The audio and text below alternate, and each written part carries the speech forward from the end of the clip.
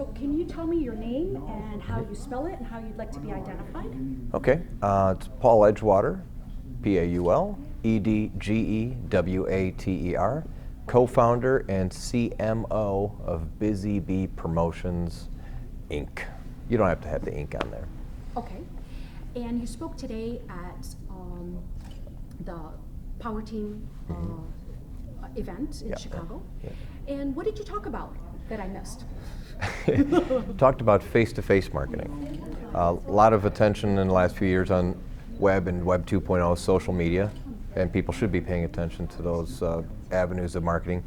My company deals with the traditional types of marketing, which is the face-to-face interaction between people. Brand ambassadors sometimes are what we're called. So a company wants to get their marketing message out there. They have people be that catalyst and that conduit for the message to the consumer. So we can do that in a lot of different ways. There's in-store brand building where you're right where somebody can make a purchase. You see people at the store sometimes with samples of perfume or food or whatever. You also have street teams, branded apparel, people passing out samples on the street. Wrapped vehicles, you've seen those too, where the vehicle is just a rolling billboard. All that's face-to-face marketing and the type of marketing that Busy Bee Promotions does. Every day we're bombarded by 3,000 to 5,000 messages. So how does a business set themselves apart? Okay, that you just nailed it on the head, is why face-to-face marketing is so powerful. Because you can ignore a banner ad, you can ignore anything that pops up on your screen. In fact, there are browser settings where you can eliminate pop-ups. And if you're just driving down the street and you see a billboard you've seen 100 times, you start blanking it out.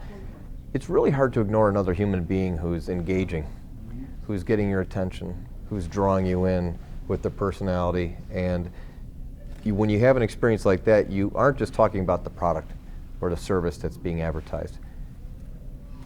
Just one second. Uh-oh.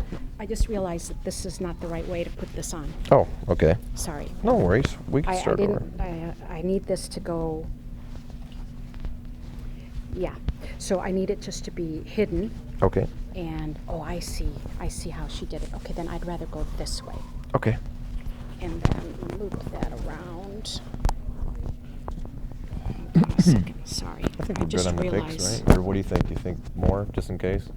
Because you need to take about 1,000 of me before we find a good one. You need, hey, you never realize how many you do actually have I to know. take. We just went through a bunch of pictures she did for a shoot with a very attractive model, and you'd be surprised how many of those were throwaways. Yeah. Yeah, it's like you don't realize how many pictures that you actually have to take to get a good one. Yep. Okay, good. Okay, so should we start over, or? Yeah, you could start over anywhere you want. We were just talking about the importance of face-to-face. I'm just going to check the sound level now that I'm Testing 1, 2, 3. Testing 1, 2, 3. Yeah, that's great. Okay, awesome.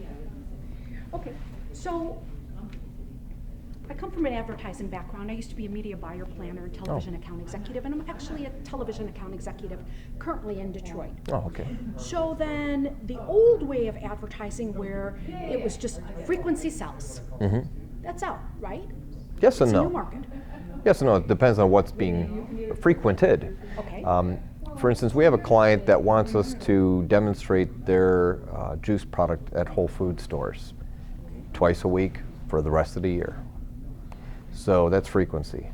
But it's not just seeing an ad running on TV every hour. It's not a radio spot every hour or a half hour. That kind of frequency is going away. I mean, when's the last time you watched a television commercial? You have TiVo or DVR or something. A lot of people don't even see those things anymore. Same thing with the cars. A lot of people are doing satellite radio now. So you can opt out of a lot of advertising there too. So that type of frequency is gone. Newspapers going away. The only kind of print media that seems to be healthy right now is magazines. And that's an anomaly. Of all the old school advertising, that's, for whatever reason, staying pretty strong. But if you have frequency with a human being, that's never going to go away. The face-to-face interaction is old school, but it's becoming the new school. Another surprising type of advertising that's working really well now is direct mail, of all things.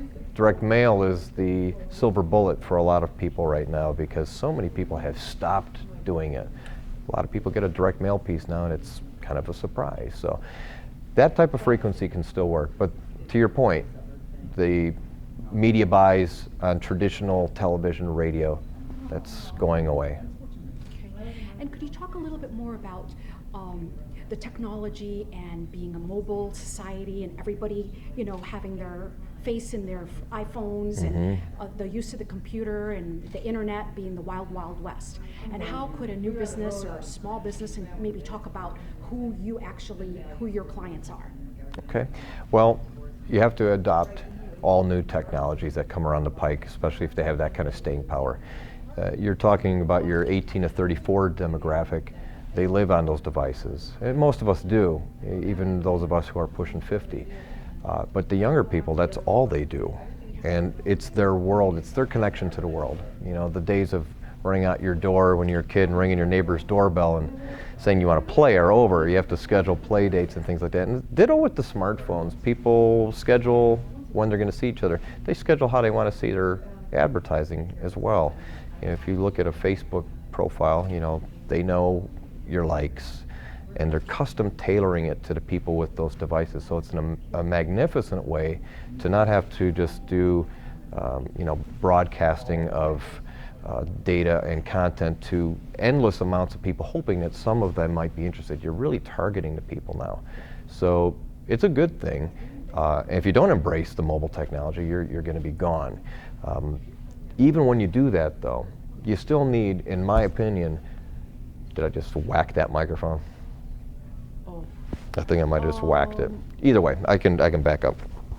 I don't want to make you edit too much, but I just went it's right on the. all going to be edited, so don't even worry about it. I just need to not gesticulate so much. Well, when you hit it, then it's not going to be any good anyways, but that's okay. Okay. So, just to back up, so we'll start from that. So, companies need to embrace the smartphone technology, but they also need to stick with some of the things that continue to be powerful marketing tools, and the face-to-face interaction, word of mouth is huge. A good example would be a study that was done by Keller Fay. They wrote a book called the Face-to-Face book. It's about how to thrive by marketing old school style in the new Web 2.0 world. Here's a number to put your head around. 1.2 billion conversations between people online every week result in a sale. That could be somebody going to a Yelp page saying, oh, I like that hotel. Somebody else saw that, I'm going to that hotel now. That's a conversation online that resulted in a sale. Every week there's 1.2 billion of those. Now, conversations that happen between people that result in sales is the most powerful way of marketing. That 1.2 only represents 8% of the sales that occur because of word of mouth. The rest of it, 76% of it, is word of mouth face-to-face with people. Very small percentage is email, very small percentage is telephone or texting. 76% of it is, I just bought a car, I think you should try this car, drive it, like it. That type of conversation is still 76% of all marketing transactions. Don't ignore that. It's powerful stuff. If you want to start a business, who's your market, by the way? Anybody in our market is generally going to be somebody who has something that's available for retail purchase. That's my client generally. So it's still the brick and mortar? Brick and mortar, primarily. That's not to say it's the only thing, but if you're going to have a face-to-face interaction with somebody, it should be where somebody can buy something. So many of my clients are in the food and beverage businesses. Okay. You do a word-of-mouth, face-to-face interaction in a grocery store, for instance. People can grab what they just tried and put it in their shopping cart. Super powerful. So this type of marketing works best where you can make the purchase of a physical product. But it's not the only way it works, but it's frankly the most effective utilization of that tactic. What advice would you give to somebody that wants to start their own business in today's economy? Well, first of all, make sure that whatever you're going to be doing as far as either production or producing a product or a service If you're new to business, you need to make sure that you're not doing something because you are passionate about it and have not researched the demand for it. You should be passionate about what you're doing, but you need to make sure there's a demand for it. I mean, the annals of bankruptcy files are full of people who thought somebody wanted this because they did. Don't do that. You need to find the itch and scratch it when you're starting off, okay? Don't try to create an itch that isn't there. That would be my advice. And why do you think most businesses fail in the first 5 years? It's always sales. If you made enough sales, you wouldn't go out of business ever. It's always sales. So how do you get more sales? That demand has to be there.